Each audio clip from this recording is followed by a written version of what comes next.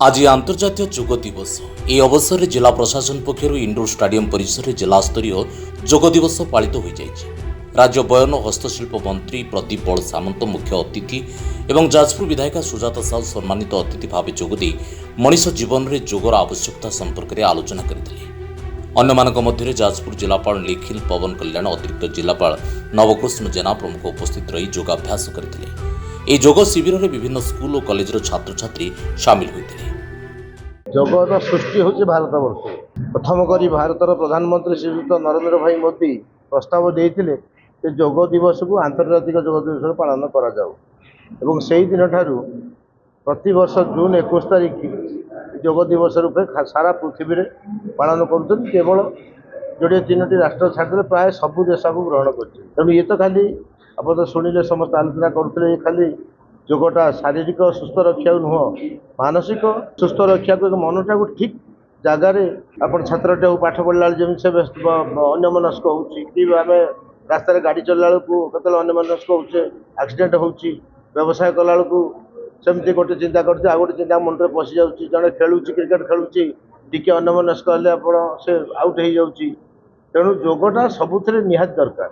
ସେଥିପାଇଁ ଇଏ ରୋଗର ଉପଶମ କରିବ, ଆପଣ ଗୋଟେ ସିଦ୍ଧାନ୍ତରେ ପହଞ୍ଚିବା ପାଇଁ ଆପଣଙ୍କୁ ପ୍ରସ୍ତୁତି, ମାନସିକ ପ୍ରସ୍ତୁତି କରାଇବ ଏବଂ ପ୍ରକୃତିକୁ ମଧ୍ୟ ନିୟନ୍ତ୍ରଣ କରିବ।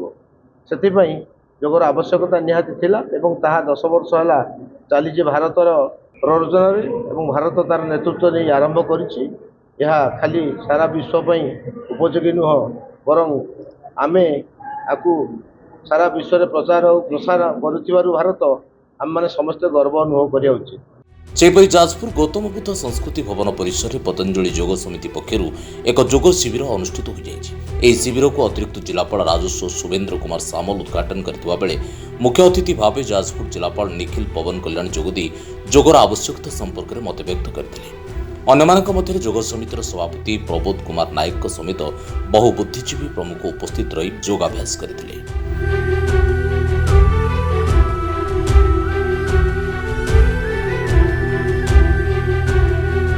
ଏହି ଶିବିରରେ ଯୋଗ ଗୁରୁ ସୁଭାଷ ତ୍ରିପାଠୀ, ମନ୍ମଥ ସାମଲ, ଗୋପୀନାଥ ସେଠୀ ପ୍ରମୁଖ ଉପସ୍ଥିତ ରହି ପରିଚାଳନା କରିଥିଲେ। ପରିଶେଷରେ ବରିଷ୍ଠ ସାମ୍ବାଦିକ ଆନନ୍ଦ ଚନ୍ଦ୍ର ସାହୁ ଧନ୍ୟବାଦ ଅର୍ପଣ କରିଥିଲେ। मुझे सुभाष चंद्र त्रिपाठी। आज हूँ 10ମ ଯୋଗ ଦିବସ। 2015 ମସିହାରୁ ଆମେ ଏହି ସଂସ୍କୃତି ଭବନ ପରିସରରେ ସମସ୍ତ ସାମାଜିକ ସଂଗଠନ, ପତଞ୍ଜଳି ଯୋଗ ସମିତି, ଯୋଗ ପ୍ରଚାର ସମିତି ଓ ପ୍ରଶାସନର ସହାୟତାରେ ଆମେ ପାଳନ କରି ଆସୁଛୁ।